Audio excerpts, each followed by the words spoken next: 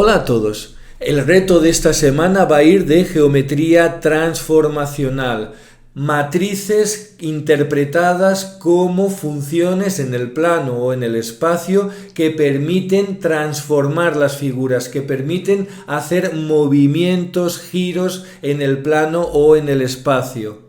Este tipo de interpretación de las matrices en el año 2024 puede que ya no tenga, digamos, el valor o el entusiasmo o la atracción que tenía antaño, pero los que hemos crecido en los años 80, este tipo de funciones, este tipo de transformaciones eran lo más de lo más. Los que como yo éramos fanáticos de la programación y de la computación, nos volvíamos locos por aprender las matemáticas que se necesitaban para poder mover figuras en el espacio, para poder representarlas, porque en aquel momento es cuando estaban en auge ya las computadoras, digamos, suficientemente baratas o que tenían una pantalla suficientemente buena como para poder representar figuras en el espacio y poder ver estas figuras vectoriales. En aquel momento eran figuras absolutamente minimalistas, pero para nosotros nos parecía lo máximo de lo máximo,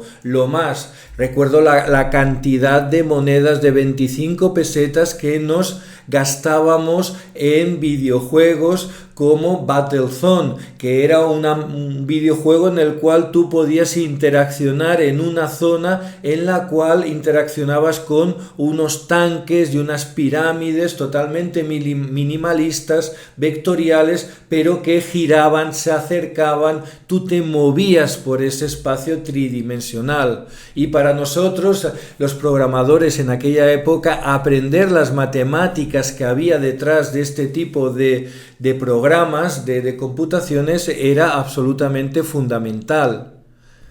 Aquí lo que teníamos, sobre todo, cuando queríamos representar una figura en 3 dimensiones, si lo que queríamos hacer es un movimiento en una dirección o en otra, este movimiento está basado en una suma, ir sumando cantidades más pequeñas o mayores para que la figura vaya siendo movida o parezca que se vaya moviendo. Si lo que hacemos es una homotecia o una ampliación, hacer la figura más grande o más pequeña, todo consistía en multiplicar por un número. Si el número era mayor que 1, la figura se iba haciendo mayor. Si el número era más pequeño que 1, hacía que las figuras se fuera siendo cada vez más pequeña. Todo esto no tenía dificultad ninguna, ningún misterio, ningún secreto, pero había un movimiento, uno que era la estrella, que era el movimiento que todo el mundo quería aprender, que era la rotación,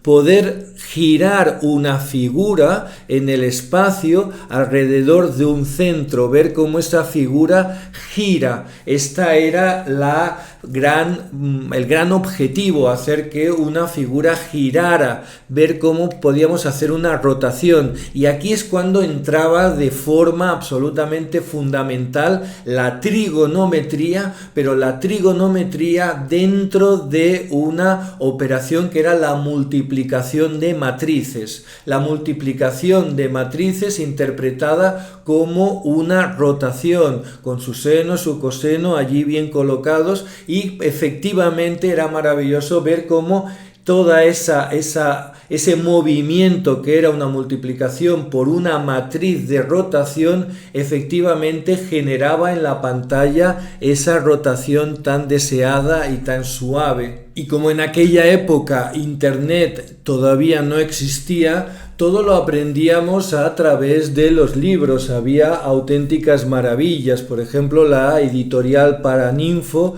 hacía libros de computación que estaban a medio camino entre las matemáticas y la programación, como Gráficos por computador, que eran una auténtica maravilla de las explicaciones absolutamente minimalistas. Un libro que a lo largo de los capítulos iba explicando todas las matemáticas para poder representar las figuras en el espacio, para poder hacer las transformaciones, y veíamos la necesidad de las matrices que representaban movimientos, que su multiplicación era la composición de movimientos y con ellas podíamos hacer estas representaciones, las rutinas de Fortran, nada menos.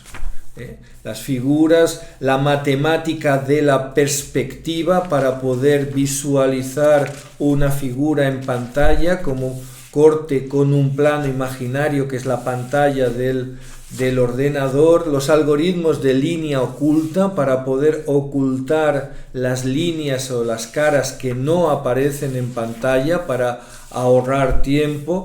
Me consta que ahora la PlayStation, por ejemplo, ya no tiene algoritmos de línea oculta, lo dibuja todo, se vea o no se vea. Todo este tipo de interpretación de las matrices como transformaciones en el plano que nos permite tener una visión de la idea de matriz muchísimo más profunda de la que se suele dar en los bachilleratos españoles, es algo que se ha perdido actualmente. Actualmente los jóvenes, sobre todo aquí en España, estudian el álgebra matricial de la forma más aburrida y más mecánica del mundo. Es una parte del temario en el cual uno no sabe bien qué está haciendo, calcula, multiplica, pero es una parte del temario muy mecánica y que permite generar un montón de ejercicios relativamente fáciles y absolutamente desvinculados de su atractivo como aplicación a los gráficos.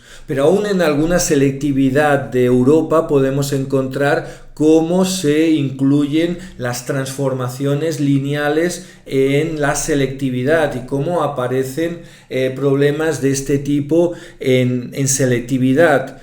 Para aquellos que quieran ver algunos, en mi libro de geometría, en el tema 14, el apartado 14.2, incorporo varios ejercicios de interpretación de matrices 2x2 como transformaciones en el plano que nos permite ver la idea de matriz de una forma mucho más enriquecedora que no es la habitual en el bachillerato español.